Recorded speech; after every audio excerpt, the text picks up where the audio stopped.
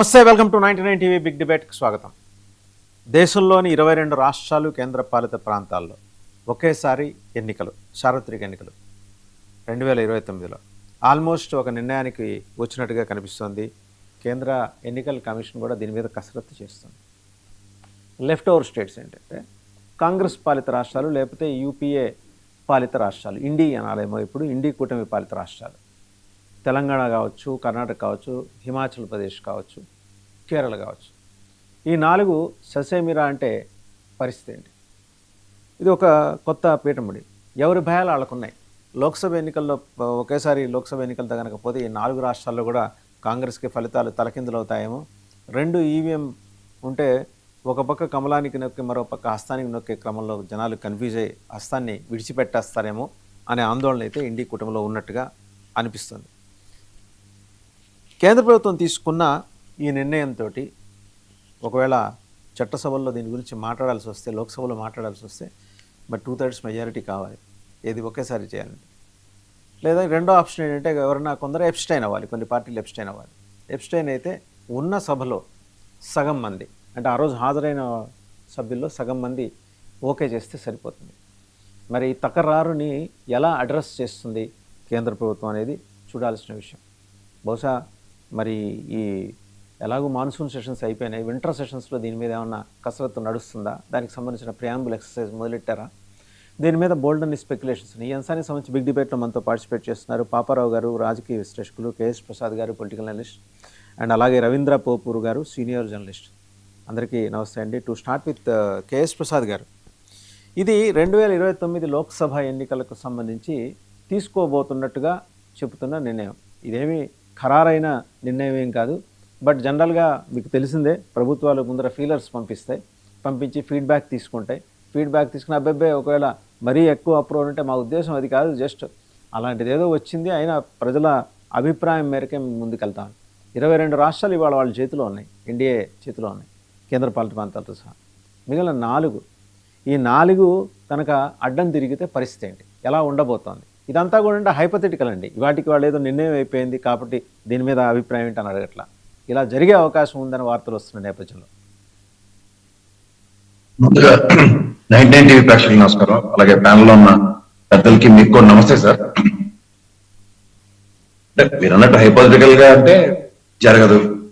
ఎందుకు జరగదు అంటే బీజేపీకి మొదటిసారి 2014లో గెలిచిన మొమెంటము, రెండోసారి గెలిచిన మొమెంటము, మూడోసారి గెలిచిన ఒక మొమెంటం అనుకుంటే కేవలం ప్రెసిడెంట్ గారి దయాదాక్షిణ్యాలతో 12 సీట్ల డిఫరెన్స్ ఉన్న అసలు ఎవరికి లేని ప్రివిలేజ్ నరేంద్ర మోడీ గారి ప్రభుత్వానికి వచ్చి టక్మన్ గవర్నమెంట్ స్వేరింగ్ సెరమనీ జరిగిపోయింది.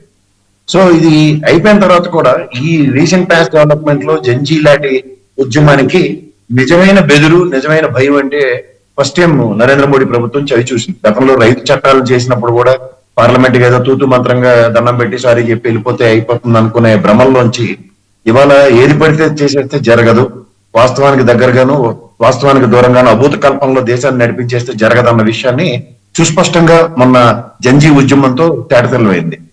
ఇదంతా ఒక ఎత్తి అయితే, ఇప్పుడు మీరు అన్నట్టు రామ్నాథ్ కోవింద్ గారు ఇచ్చిన నివేదిక ప్రకారం ఏదో మనం 22 రాష్ట్రాల్లో బీజేపీ ఉన్నంత మాత్రాన మన దగ్గర ఈ బీజేపీ మీద ఉన్న యాంటీ ఇన్కంబెన్సీ అన్నది టన్నుల కొద్దీ ఉంది. అండ్ రీసెంట్ డెవలప్మెంట్ నేను వెస్ట్ బెంగాల్ కనుక చూసుకోగలిగితే 4 ఎంపీలు మళ్ళీ పునరాగమనం, ముఖ్యంగా ముస్లిం సామాజిక వర్గానికి చెందిన వాళ్ళు, తర్వాత ఎమ్మెల్యేల తిరుగుబాటు కూడా కనబడుతుంది. So over period of time ఇవాళ మీరు రాత్రి కాంకర్ చేసుకున్న వెస్ట్ బెంగాల్ ఇలాంటివన్నీ కూడా తీవ్రంగా వ్యతిరేకించే పరిస్థితులే కనబడుతున్నాయి తప్ప ఈ జమిలీ ఎలక్షన్స్ కి ఆన్ ద స్పాట్ ఇవాళ రాత్రి తీసుకున్న నిర్ణయానికి రేపు పొద్దున వింటర్ సెషన్ లో బిల్లు పాస్ అవడానికి ఫస్ట్ థింగ్ పార్లమెంట్ లో కానీ రాజ్యసభలో కానీ బెంచ్ స్ట్రెంగ్త్ మొన్న ఒకసారి రాజ్యసభలో ఉందండి, లోక్సభలో ఇబ్బంది అవుతుంది, రాజ్యసభలో ఉంది. అదేనండి, ఏదైనా లోక్సభ కానీ మన పరిణామాలు చూసుకోగలిగితే మహిళా బిల్లును ఇదే దాన్ని ఏమంటారు డీలిమిటేషన్ బిల్లుకి తీవ్ర వ్యతిరేకత ఏ విధంగా సుస్పష్టంగా కనబడిందో చూసాం. సో అంచేత వీళ్ళకి ప్రతిదీ నల్లేరు మీద నడక, ఏదో రాజ్యసభ నేను ఫ్లోర్ మేనేజ్మెంట్ చేసినట్టు అమిత్ షా గారి ఎంత సిద్ధహస్తుడో అన్ని తెలిసిన తర్వాత కూడా మొన్న జరిగిన పరిణామాలు ఆద్యంతం గమనించగలిగితే ఒకసారి నిద్ర లేచిన అపోజిషన్ కింద ఖచ్చితంగా చెప్పచ్చు. అండ్ ముఖ్యంగా ఈ దేశానికి సంబంధించిన చట్టాలు చేసే విషయంలో కానీ, దేశానికి సంబంధించిన డెసిషన్స్ లో కానీ పూర్వంలో అంత స్టబర్న్ గా లేకుండా ఉన్న పొజిషన్ అయితే లేదు. కొన్ని సర్కమ్స్టాన్సెస్ లో చాలా స్టబర్న్ గా, the stubbornness also they been showing it continues. అంచేత వీళ్ళకి అంత ఈజీ కదా రేపు పొద్దున వింటర్ సెషన్ లో ఈ జమిలీ ఎలక్షన్స్ మీద డెసిషన్ తీసుకోవడానికి. ఫస్ట్ థింగ్ వీళ్ళకి అనుకున్నంత థమ్మింగ్ మెజారిటీ ఈ ఎలక్షన్ లో అయితే రాలేదు.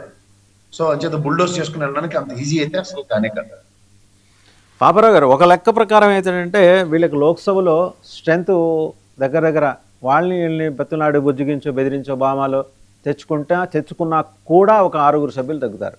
ఇప్పుడు ఉన్న ఆప్షన్స్ ఏంటి? ఎన్డీఏ కూటమికి ఎవరినైనా అబ్స్టైన్ చేయించడం, లేదా డిఎంకే లాంటి వాళ్ళని తమ దారికి తెచ్చుకోవడం. వీటిలో ఏది జరిగే అవకాశం? రాజ్యసభ అయితే కంఫర్టబుల్, జనరల్గా ఎప్పుడు రాజ్యసభలో ఇబ్బంది ఎదురవుతుంది. వీళ్ళకి ఈసారి అంటే రాజ్యసభ కంఫర్టబుల్గానే ఉన్నారు. లోక్సభలో ఇబ్బంది ఎదురయ్యే అవకాశాలు కనిపిస్తున్నాయి. ఒకవేళ మాన్సూన్ సెషన్స్లో దీనికి సంబంధించిన సాహసం చేసే అవకాశం ఉంటుందా, లేకపోతే మళ్ళీ అప్పటికి కూడా ప్రతి సెషన్స్కి మనకి తెలిసిందే కదా, స్పాన్సర్డ్ యాజిటేషన్స్ మనకి పార్లమెంటు సమావేశాల ముందర జరుగుతూ ఉంటాయి. అవన్నీ స్పాన్సర్డ్, అందులో డౌట్ ఏం లేదు. దాని వెనకాల ఉన్న మోటివ్స్ కరెక్ట్ అయినప్పటికీ దానికి ఆ స్పాన్సర్షిప్ ఎక్కడి నుంచి వస్తుంది ఏంటి అనేది అందరికీ తెలిసిందే. అలాంటి వాటికి అలాగూ రేపు సెప్టెంబర్ 5న మళ్ళీ కాక్రోచెస్ ఏదో ప్లాన్ చేశారు. అది ఒక 2-3 నెలలు నడిపారనుకోండి, మాన్సూన్ సెషన్లో ఇబ్బంది, వింటర్ సెషన్లో ఇబ్బందే కదా.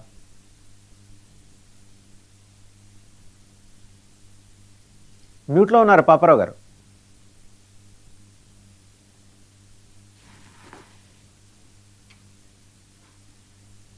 పాపారావు గారు వినిపిస్తుందా? ఐ థింక్ మీరు మ్యూట్లో అంటున్నారండి. ఒకసారి కనెక్షన్ చెక్ చేసుకుంటారా? కనెక్షన్ చెక్ చేసుకుంటా. ఇప్పుడు ఓకేనండి, ఇప్పుడు ఓకే. ఇప్పుడు ఏం లేదు, ఏమి లేదు. కాక్రోచ్ జనతా పార్టీ లాంటి వాటిని నేను స్పాన్సర్డ్ అనుకోవటంలా. రైతు ఉద్యమం, కాక్రోచ్ జనతా పార్టీ అన్ని స్పాన్సర్డ్ అయితే ఇక దేశంలో మనం రెస్పెక్ట్ యువర్ అబ్జర్వేషన్స్ అండి. దాని వెనకాల ఉన్న మోటివ్స్ అన్ని బయటపడిన తర్వాత ఆ పార్టీని నేనేం ఆందోళన వేరు, పార్టీ వేరు సార్. పాపారావు గారు, రెండు వేరు వేరు అంశాలు వేరు, స్పాన్సర్డ్ పీపుల్ వేరు. రెండు నేను చాలా విడదీసి చెప్తున్నా. అంశం జనే, దాని వెనకాల ఉన్న వ్యక్తులు గాని సంస్థలు గాని వాళ్ళకున్న నేపథ్యాల గురించి నేను మాట్లాడుతున్నా. అంత స్వీపింగ్ కామెంట్ చేయటం అవసరం లేదేమో అనుకుంటున్నా నేను, నా ఉద్దేశం. ఎందుకంటే దాని వెనక సమస్యలు అయితే నిజంగానే ఉన్నాయి. నేను అదే చెప్తున్నా, వాటిని నేను అంగీకరిస్తున్నాను. అవి వేరు ఇవి వేరు అంటున్నాను సార్, అంటున్నా. అదే ఏదైనా ప్రతిసారి ఇట్లాంటివి వస్తే ఉద్యమాలు అంటే పని లేకుండా వస్తున్నాయి కదా. మీకు ప్రతి పార్లమెంట్ నేను చెప్పమంటారా 12 పార్లమెంట్. మన ఇద్దరి మధ్య ఆర్గ్యుమెంట్ కాదు అది, మన ఇద్దరి మధ్య ఆర్గ్యుమెంట్ అన్న అభిప్రాయంగా నేను చెబుతున్నాను. ఎందుకంటే ఇప్పుడు ఎంప్లాయీస్ ఎప్పుడు సమ్మె చేస్తారు సార్? ఉద్యోగస్తులు, టీచర్లు సమ్మె చేస్తే పరీక్షల ముందు చేస్తారు.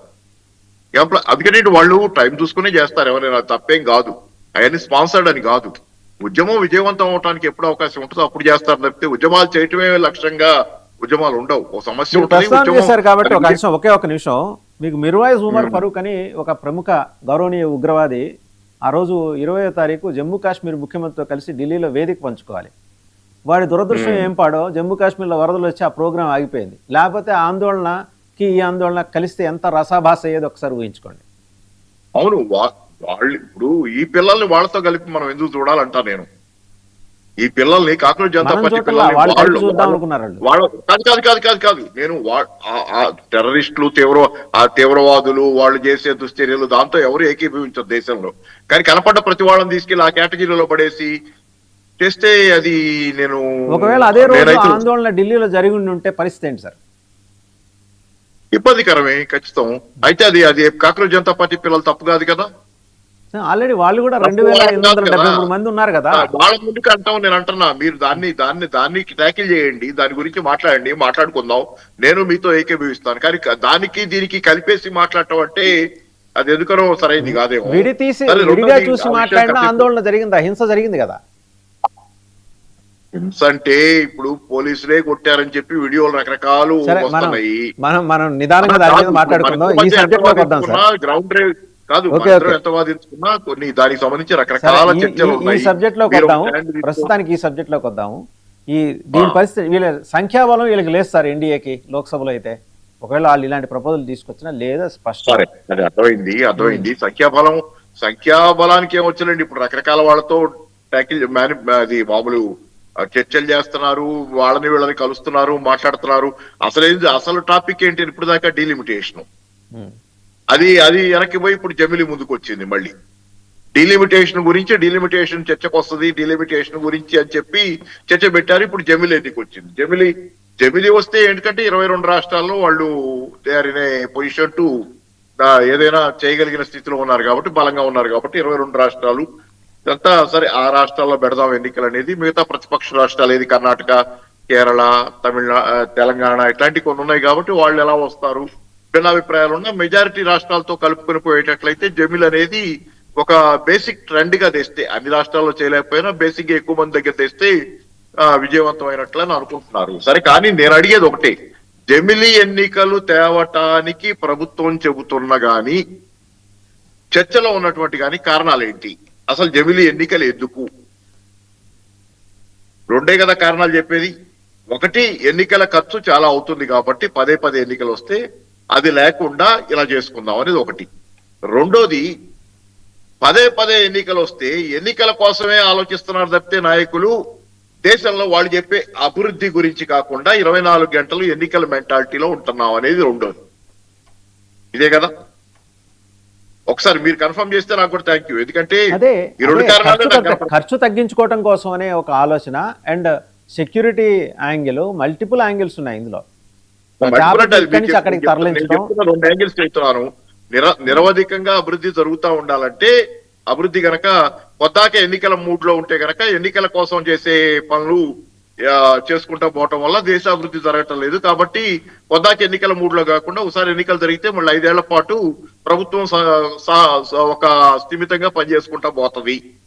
ఈ ఎన్నికల గోల లేకుండా నెక్స్ట్ ఇయర్ ఎన్నికలు ఉన్నాయి కాబట్టి ఇప్పుడు ఏం చేయాలని ఆలోచించకుండా చేయాల్సిన అని వాళ్ళు చేయాల్సిన పని అనేది చేసుకుంటా పోతారు. రెండోది, ఎన్నికల ఖర్చు తగ్గుతుంది. 2 కారణాలు ప్రధానమైన కారణాలు. దీనిలో ఒకటి చెబుతాను, ఎన్నికల ఖర్చు. ఎన్నికల ఖర్చులో ప్రభుత్వం ఎంత పెడుతుంది? పోయినసారి లోక్సభ ఎన్నికలకు అయినటువంటి ఖర్చు ఎంత? పోయినసారి ప్రపంచంలో రికార్డు స్థాయిలో ఖర్చు అయింది. దేశవ్యాప్తంగా లోక్సభ ఎన్నికలు పెట్టినప్పుడు ఖర్చు అవుద్ది. ఈసీ ఖర్చు పెడుతుంది, కొంత గవర్నమెంట్ ఖర్చు పెడుతుంది, ఖర్చు అవుద్ది. కానీ దానికంటే ప్రైవేట్ గా అభ్యర్థులు పెట్టిన ఖర్చు ఎంత, గవర్నమెంట్ పెట్టిన ఖర్చు ఎంత? ఒకటే ప్రశ్న. ప్రైవేట్ గా అభ్యర్థులు పెట్టిన ఖర్చు అసలు చెప్పలేనంతోంది. బ్లాక్ మనీ మొత్తం తీసి దొంగ నాయకులు కూడా ఉంటారు కదా, నాయకుల్లో ఎక్కువ మంది రాజకీయ నాయకులు ఎక్కువ దొంగలాగే తయారు, ఎక్కువ దొంగలాగే తయారయ్యారు. ఈ దొంగలంతా పెట్టే ఖర్చు అది ఎక్కువ. ఏది గవర్నమెంట్ ఈసీ పెట్టే ఖర్చు కంటే చాలా ఎక్కువ. దాని గురించి మనకి దిగులేందుకు? ఖర్చు గురించి ఆ డబ్బులు బ్లాక్ మనీ బయటకు వస్తున్నాయి. ఎకానమీలో అది కొంచెం తిరుగుతుంది ఆ డబ్బు.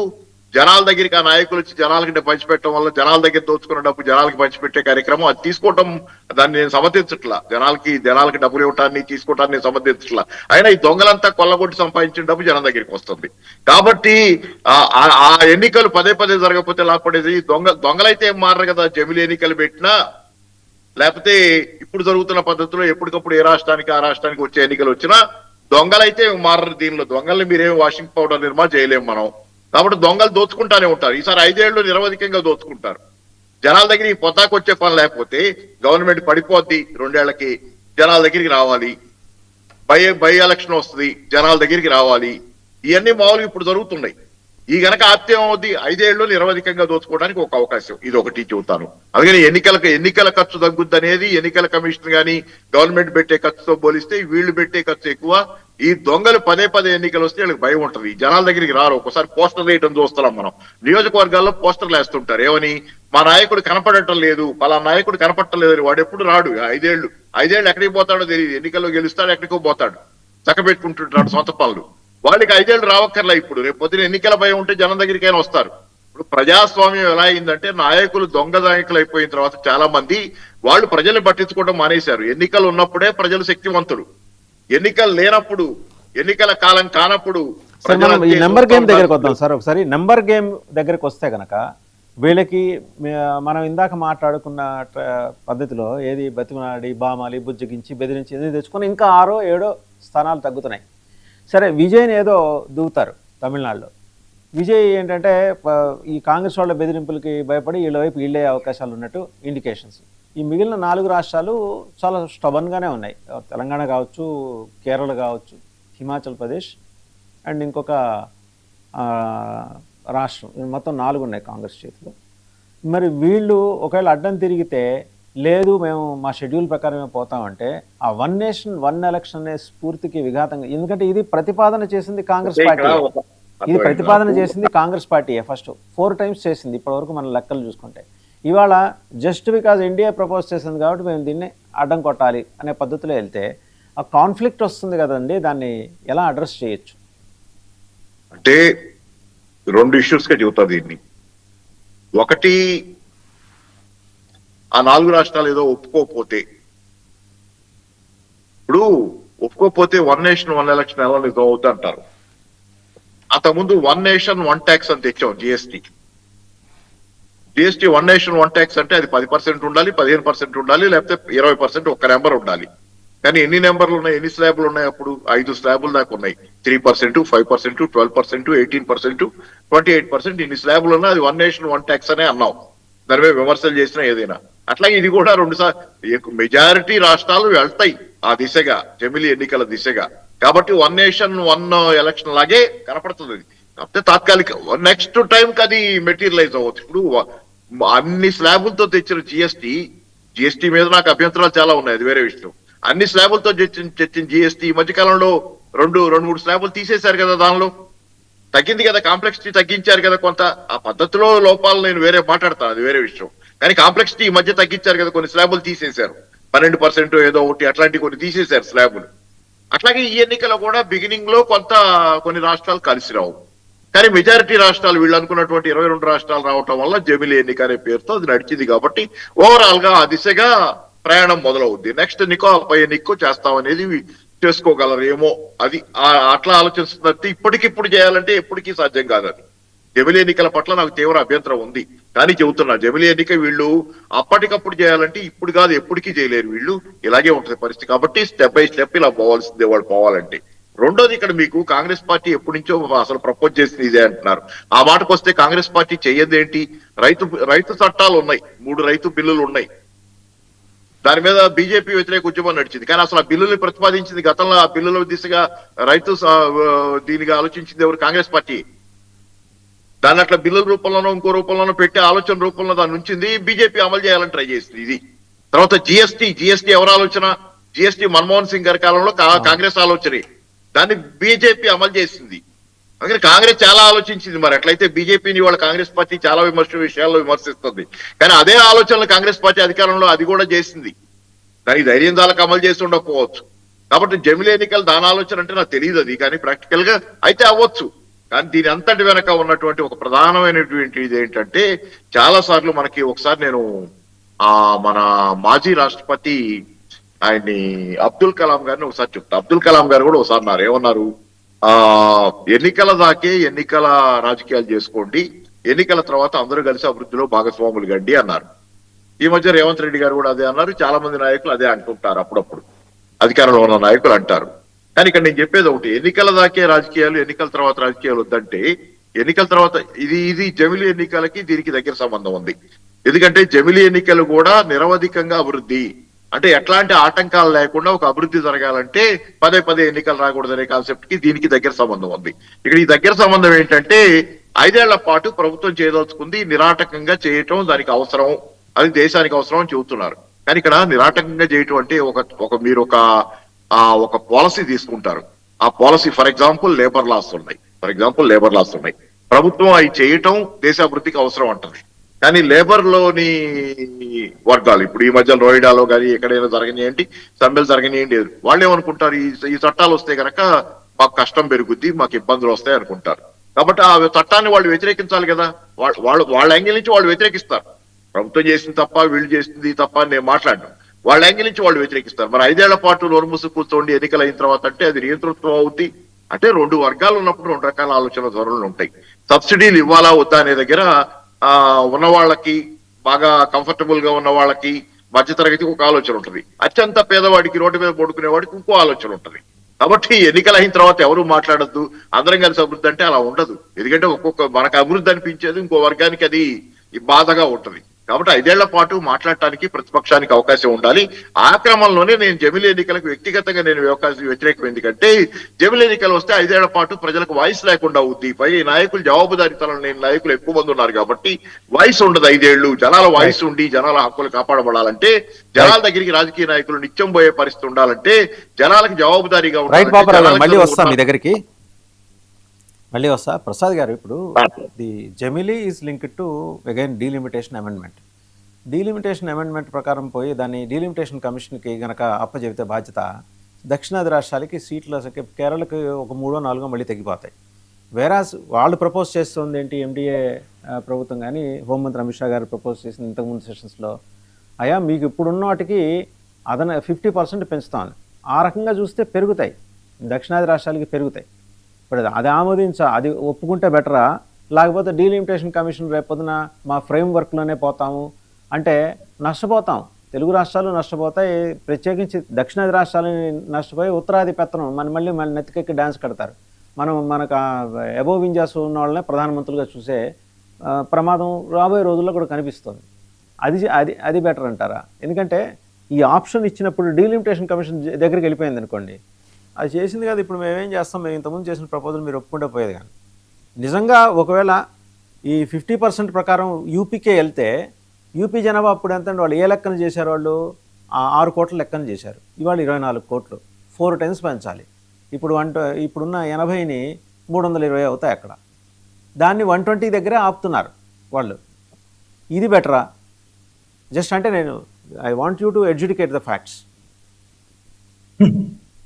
వాసుదేవ్ గారు, మీకు ఇందులో సింపుల్ లాజిక్ చెప్తా. ఈ డీలిమిటేషన్ కన్నా ముందు జనాభా లెక్క పెట్టమనండి, ఒళ్ళు దగ్గర పెట్టి ఎస్ఐఆర్ చేయమనండి.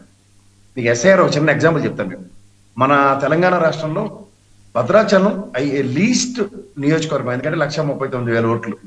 ఇవాళ మీరు సనత్ నగర్ చూసుకుంటే 139,000 ఓట్లకు వచ్చాయి. ఎన్ని ఓట్లు పోయే చూడండి, దగ్గర 47 లక్షల పైచిలకు ఓట్లు ఇక్కడ తొలగించబడిన తర్వాత జరిగిన శేర్లింగంపల్లి కానీ, లేకపోతే ఎల్బీ నగర్ కానీ, కుత్బుల్లాపూర్ కానీ, ఇలాంటివన్నీ మీరు తీసుకొని చూసుకోగలిగితే, ముందు ఖైరతాబాద్ ఒకసారి గ్యాప్ ఉంది కదా, పెద్ద నియోజకవర్గం ఉండి దాన్ని ఒక 5 నియోజకవర్గాల కింద చేశారు. అలా దేశవ్యాప్తంగా ముందు డీలిమిటేషన్ కన్నా ఇప్పుడు ఎస్ఐఆర్ ప్రాతిపదిక మీద నియోజకవర్గానికి 2.5 లక్షల మంది జనాభా ఉండేలాగా, అలాగే పార్లమెంట్ సెగ్మెంట్ కి 10 లక్షలు ఉండేలా చేసి ప్రతి రాష్ట్రానికి బేర్ మినిమం సీట్లు పెరిగేలా చూడమనండి ఫస్ట్. తర్వాత ఈ దిక్కుమాల డీలిమిటేషన్, బుద్ధి జ్ఞానం డెసిషన్ తీసుకుంటున్న కేంద్ర ప్రభుత్వానికి ఇది నేను ఖచ్చితంగా ఒకే ఒక చేతావనిలో చెప్తున్నాను. ఎప్పుడో ఖైరతాబాద్ మీరు నేను పుట్టినప్పుడు జరిగిన డీలిమిటేషన్ అనుకోండి, లేదంటే నియోజకవర్గాల పెంపు అనుకోండి, లేదంటే దాంట్లో ఉన్న జనాభా ప్రాతిపదిక మీద ఎడదీయడం అనుకోండి. ఇప్పుడు ఎస్ఐఆర్ ప్రాతిపదిక మీద కూడా చాలా నియోజకవర్గాల్లో more than 10 lakhs ఉన్న పార్లమెంట్ సెగ్మెంట్స్ కనబడుతున్నాయి, అలాగే more than 2.5 lakhs ఉన్న అసెంబ్లీ సెగ్మెంట్స్ కనబడుతున్నాయి. వీటిని సాచురేట్ చేసి ఓ దగ్గర కన్సాలిడేట్ చేసి ఒక కనీసం ఒక్కొక్క రాష్ట్రానికి 5-10 పెరిగే కార్యక్రమం తెరలేపబడుతుంది. మీరు అన్నట్టు ఉత్తరప్రదేశ్ లాంటి దగ్గర వీళ్ళు తీసుకున్న 50% స్ట్రాటజీస్ వెళ్తే ఖచ్చితంగా దక్షిణాది రాష్ట్రాలకి గ్యారంటీగా లాసు. ఇందాక పాపారావు గారు చెప్పినట్టు జిఎస్టీ స్లాబుల్లో మనం పే చేస్తున్న ట్యాక్స్ కనుక చూసుకోగలిగితే మన రూపాయికి 40 పైసలు 50 పైసల మధ్యలో 2 రాష్ట్రాలకి వస్తున్నాయి. ఈ నేపథ్యంలో మధ్యప్రదేశ్ కానీ, బీహార్ కానీ, ఉత్తరప్రదేశ్ కానీ మీరు ఎడపక్క ఉత్తరాది రాష్ట్రాలు ఏవి తీసుకున్నా సరే more than 900 rupees 650 rupees extra తీసుకుంటున్నారు. సో ఇలాంటి దీని మీద రెండిటికి లింక్ చేస్తూ చేసుకునే దగ్గర ఈ డీలిమిటేషన్ తో ముడిపెట్టి ఇక్కడ జరుగుతున్న జమిలీ ఎలక్షన్స్ అంటే, ఈ రీసెంట్ గా సంవత్సరం క్రితం జరిగిన ఎలక్షన్స్ లో ఇంకా 100 రోజులు ప్రభుత్వం కానీ విజయ్కి నెక్స్ట్ ఇయర్ ఎలక్షన్స్ అన్నారు అనుకోండి, దేనికి ఎలక్షన్ పెట్టినట్టు. దాని బదులు ప్రోగేట్ చేస్తూ ప్రెసిడెంట్ రూలో లేదంటే గవర్నర్ రూలో పెట్టి కొన్ని రాష్ట్రాలని నెంపదిగా అన్ని ఏకదాటి మీదకి వచ్చి more than 50% నుండి ఇలా చేసి అప్పుడు పెడితే జమిలీ ఎలక్షన్స్ కి ఒక అర్థం ఉంటది. కానీ వీడికి లేడికి లేచిందే ప్రయాణం అన్నట్టు ఇవాళ పెట్టేసి మొత్తం దేశవ్యాప్తంగా గుమ్మం కంటే, ఇప్పుడు ఉదాహరణకి రాజస్థాన్ లో చూడండి, పేరుకి మాత్రమే కాంగ్రెస్ గెలిచింది. ఆ గెహ్లాట్ లాంటి జడ్డోడు అక్కడ ఉండి పార్లమెంట్లన్నీ ఆర్తపల్లిలో పెట్టి బీజేపీకి అప్పచెప్పాడు. ఇలాంటి దౌర్భాగ్యం వచ్చింది అనుకోండి, వీళ్ళు చదువు సంజయ్ లేనుడు తలతోకలేని డిసిషన్లు తీసుకుని అడ్డమైన చట్టాలు చేసి మన నెత్తికి పెడితే ఏమవుతుంది చెప్పండి. అంచేత రాష్ట్రాలకు కొన్ని వీటో పవర్స్ ఉన్నాయి ఫెడరల్ సిస్టమ్ లో. రాష్ట్ర పరిరక్షణ అనేది జరగాలి. రాష్ట్ర పరిరక్షణ జరగాలంటే వాళ్ళకున్న వీటో పవర్ లాక్కుని జమిలీ ఎలక్షన్లు తలా తొక్కలని బీజేపీ వాళ్ళు అందరూ గెలిచేశారు. వీళ్ళకేమో ఈ ఈడీ కేసులు సిబిఐ కేసులు పెట్టగానే భయం పడిపోయి పౌడర్ వాషింగ్ పౌడర్ను వాషింగ్ మిషన్ కొనుక్కొని బీజేపీలో జాయిన్ అయిపోతున్నారు. వాళ్ళే ముఖ్యమంత్రులు అయిపోతున్నారు. ఇంకెక్కడ రక్షణ ఉంటుందండి? వెస్ట్ బెంగాల్ చీఫ్ మినిస్టర్ ఎవరండి అతను? ఎన్ని కేసులు ఉన్నాయి అతని మీద? ఇదే ప్రధానమంత్రి అవహేళన చేసి వాళ్ళు శంకలెత్తుకుని తిరుగుతుంటారు. సో ఇలాంటి దౌర్భాగ్యాలు చూసిన తర్వాత ఏ ప్రాతిపదిక మీద అసలు నాకు అర్థం కాదు. నేను అడుగుతున్నది ఏంటంటే దక్షిణాది రాష్ట్రాలకు ఇచ్చిన 50% ఆఫర్ ఇది యాక్సెప్ట్ చేస్తే మన సీట్లు పెరుగుతాయి. డీలిమిటేషన్ కమిషన్కి వదిలేస్తే కేరళలో ఉన్న 20-21 అంటే ఇంకో 3-2 తగ్గే ప్రమాదం ఉంది. అక్కడ 30 చేయబోతున్నారు వాళ్ళు ఇచ్చిన ఆఫర్. తమిళనాడు పెరుగుతున్నాయి, ఆంధ్ర పెరుగుతోంది, తెలంగాణ పెరుగుతోంది. ఇది వదులుకుంటే రేపు పొద్దున ఇంకా వాళ్ళ దాష్టికం పెరిగిపోతుంది కదా అంటాను నేను. సరే ఇప్పుడు ఖైరతాబాద్ నా 5 నియోజకవర్గాల కింద పెరిగింది. ఏడు ప్రపంచం తెరబడిపోయింది మనకి, తెలంగాణకు కానీ ఆంధ్రాకి కానీ ఆ రోజులు. మీరు చెప్పండి, ఒక డ్రాస్టిక్ డెవలప్మెంట్. అట్లీస్ట్ వాయిస్ పెరుగుతుంది కదా. అంటే అసలు మరీ మనం బేర్ మినిమం కూడా లేకుండా పార్లమెంట్ లో మనం ఏం పర్ఫామ్ చేస్తాం సార్, నాకు అర్థం కాదు. ఇప్పుడు మన ఉద్ధరించడానికి 16 మంది పోయారు శంభో శంకర అని, కాంగ్రెస్ నుంచి బీజేపీ నుంచి. ఒక్క మాట మాట్లాడుతున్నాడు అవడం చూసారా మీరు? ఇలాగే ఉంటుందని కాదు కదా, మాట్లాడతారేమో ఎప్పుడు చూద్దాం. మీకు నమ్మకం ఉందేమో, నాకు చచ్చిన నమ్మకం లేదు. వీళ్ళు ప్రజాస్వామ్య ద్రోహులు, వీళ్ళందరూ గెలిచిన వాళ్ళందరూ. ఎందుకంటే voice for the sake of state. ఇప్పుడు తమిళనాడు తరహా కనుక మీరు రాజకీయాలు చేసే నేపథ్యం ఉంటే, in the interest of state, అది DM కావనండి, ATM కావనండి, TV కావనండి, one single voice ఉంటుంది. అలాంటిది మీరు ఏ రాష్ట్రంలో చూసారా? కర్ణాటక కొంత మేరకు వాళ్ళు కూడా చేసుకోగలుగుతున్నారు తమిళనాడు. కానీ నేను చెప్తుంది కంపారిటివ్ తమిళనాడుతో మన ఆంధ్రప్రదేశ్ రాష్ట్రం కానీ తెలంగాణ కానీ, ఇంక్లూడింగ్ నేను మీరు చెప్పిన సోకాల్డ్ కర్ణాటక కానీ నడుగుతున్నాను. రాష్ట్ర ప్రయోజన పరిరక్షణ కోసం ఏకతాటి మీదకి లేని ఈ పార్లమెంటేరియన్స్ మీరు ఏ పార్టీ పోకాలు పెట్టుకుని వెళ్ళినా ఎవరికొద్దరింపు అంటారు. ఆత్మాభిభావం కానీ మనోభావాల విషయంలో కానీ వాళ్ళకున్న ఈ చాదస్తాలు రాష్ట్ర మనోభావాల మీద ఎందుకు లేవు, రాష్ట్ర సిస్టమ్స్ మీద ఎందుకు లేవు? ఇప్పుడు విభజించబడిన 2 రాష్ట్రాలు తీసుకున్న తెలుగు రాష్ట్రాలు రీసెంట్ డెవలప్మెంట్స్ లో విభజన హామీలు ఆ రోజు ఉన్నాడు ఎవరికి తెలియదా? ఇప్పుడు ఉన్నాడు ఎవరికి తెలియదా? ఇప్పుడు యదమోహాలు వేసుకుని పోతున్న పార్లమెంటరీస్ ఎవరికి తెలియవా? భజనలు చేసుకుని చూస్తున్నారు కదా అక్కడ. ప్రతి రాష్ట్రానికి బేర్ మినిమం ఎన్ని ఎయిర్పోర్ట్లు కావాలి సార్? కేంద్ర ప్రభుత్వం విధి విధానాలు తెలియ వారికి. ఇవి ఏవి చేయకుండా రాష్ట్రంకి నుంచి ఒక వాయిసే లేకుండా ఇక్కడేమో కాంగ్రెస్ అని వివక్ష, బీఆర్ఎస్ వాడి మీద కేసులు పెట్టి బెదిరించి ఆ రోజు బీజేపీ సన్నిధానంలో చేర్చుకునేదాకా వాడి మీద వివక్ష. ఇంత డిస్క్రిమినేషన్స్ ఇక్కడ కొట్టొచ్చినట్టు కనబడుతుంటే బీజేపీ పరంగా మీరు ఇంకా జమిలీ పెట్టి మొత్తం అందరినీ సర్వనాశనం చేసి యదమోకానికి 4-10 సీట్లు పెరుగుతాయి, 5 సీట్లు పెరుగుతాయని మనకేదో చిన్న చిన్న తాయిలాలు ఇస్తారా? ఇవి మనకు సాధారణంగా కళ్ళ ముందు కనబడుతున్నాయి కదా సార్. అసెంబ్లీ సెగ్మెంట్స్ పెరిగి కనబడ్డాయి మన రాష్ట్రంలోనే. ఏం సాధించాం దానివల్ల? ఒక మల్కాజ్గిరి పార్లమెంట్ సెగ్మెంట్ లో ఎన్ని ఓట్లు ఉన్నాయి, ఎంతమంది వస్తున్నారో తెలీదా? 2 పార్లమెంట్ సెగ్మెంట్లు చేయలేరు దాన్ని. అదే చెప్తాడు పక్కన ఎలక్షన్ కమిషన్ 25 లక్షల మంది తగలడ్డారు దాంట్లోని. 10 లక్షల బేర్ మినిమం పార్లమెంట్ అని తెలిసి 2 పార్లమెంట్ సెగ్మెంట్ చేయలేరు. దీనికి డీలిమిటేషన్, దీనికి నా వల్ల కాడు వసిన పర్వతం ఎక్స్క్యూజెస్ ఎందుకంటారు? మీరు ఇది గమనిస్తున్నారా? సో అంచేత చేయవలసిన పనులు సక్రమంగా ఎప్పటికప్పుడు చేసుకుంటూ వెళ్తూ జనాభా లెక్కలు 2011 నుంచి ఈ రోజు దాకా ఎవరికి తీరికేలేదు. దానికి మధ్యలో ఎస్ఐఆర్ తీసుకొచ్చారు. ఇక్కడ పార్లమెంట్ డీలిమిటేషన్ పెట్టి వాళ్ళు జమిలీ ఎలక్షన్ డిస్కషన్స్ తీసుకొస్తున్నారు. ఏమన్నా సబు సందర్భం ఉందండి? మీరు ఎప్పుడు చేయాలి జమిలీ? మీ what is your observation, what are your proposals?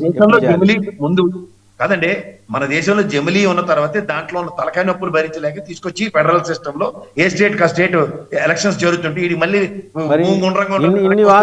ఇన్ని వాస్తవాలు తెలిసిన కాంగ్రెస్ పార్టీ 4 సార్లు ఎందుకు ఈ ప్రపోజల్ తీసుకొచ్చింది? లోగడ ఇందిరాగాంధీ గారి దగ్గర నుంచి చూసుకుంటే అది యూపీఏ వచ్చేదాకా మనం లెక్క మాట్లాడుకుంటే ఎందుకు 4 సార్లు ఈ ప్రపోజల్ తీసుకొచ్చింది? 4 కాకపోతే 40 సార్లు తీసుకొస్తారు సార్. దాన్ని అధికార మదం అంటారు. ఇదే కాంగ్రెస్ అలా 4 సార్లు తీసుకొచ్చిన వాళ్ళు ఇవాళ ఎందుకు వ్యతిరేకిస్తున్నారు? ఇది అర్థం కావట్లేదు జనాలు. 4 సార్లు తీసుకొచ్చి అవుట్కమ్ చెప్పండి. అవలేదు కదా, వీళ్ళు ఇంకో 40 సార్లు దానండి అవుట్కమ్ చెప్తాం, అయినప్పుడు మాడదాం.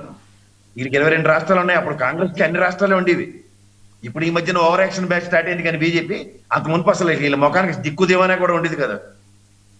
కబలించుకునే రాజకీయ నేపథ్యాలకు అలవర్చుకున్న కాంగ్రెస్ బీజేపీలకి వీళ్ళేం అతీత శక్తులు కాదు. ఈ డెమోక్రసీ సిస్టమ్ లో ప్రజలే అంతిమ న్యాయ నిర్ణేతలు. ఇవన్నీ తీవ్రంగా గమనిస్తూ అన్నిసార్లు అంత వీటో పౌరున్న కాంగ్రెస్ కే దిక్కు దివాన లేకుండా చేశారు. ఇప్పుడున్న బీజేపీ ఎక్కడో సార్, అప్పుడు వాళ్ళకే ఎందుకు సాధ్యపడలేదు కాంగ్రెస్ వాళ్ళకి? అంచేత ఎక్స్పెక్టేషన్స్ ని వాళ్ళకి అనుగుణంగా మలుచుకుందాం అని చెప్పుకుని ఎలా కాకుండా అలా కాకుండా whims and fancies of prime minister లేదంటే whims and fancies of some set of bhajan towards BJP ఉన్న వాళ్ళతో అయిపోతుందన్న భ్రమంలో ఉంటే అది చాలా తప్పని చెప్తాను. రైట్, మనతో పాటు రవీంద్ర గారు, సీనియర్ జర్నలిస్ట్ రవీంద్ర బొప్పూర్, వారు కూడా జాయిన్ అయ్యారు. రవీంద్ర గారు నమస్తే అండి. రవీంద్ర గారు వినిపిస్తుందా? రవీంద్ర గారు మీరు మ్యూట్లో ఉన్నట్టున్నారు, అన్మ్యూట్ చేసుకోండి. చేశానండి. రవీంద్ర గారు, అదే ఈ జమిలీ elections, one nation one election అనే సారీ నేను లేట్ గా జాయిన్ అయిన ఒక టెక్నికల్ ప్రాబ్లం వల్ల. ఓకే నో ఇష్యూ అండి. సో ఏంటంటే ఇప్పుడు 22 రాష్ట్రాలు యూనియన్ టెరిటరీస్ పోతున్నాయండి, పోవాలని నిర్ణయించుకుంటున్నాయి. ఒక అబ్జర్వేషన్ ఇది. ఒక 4 రాష్ట్రాలు ఎదురు తిరుగుతాయి గ్యారంటీగా, కాంగ్రెస్ పాలిత రాష్ట్రాలు, లేకపోతే ఇండి కూటమి అంటారా, యూపీఏ కూటమి అంటారా. వాళ్ళు అయితే తెలంగాణ, కర్ణాటక,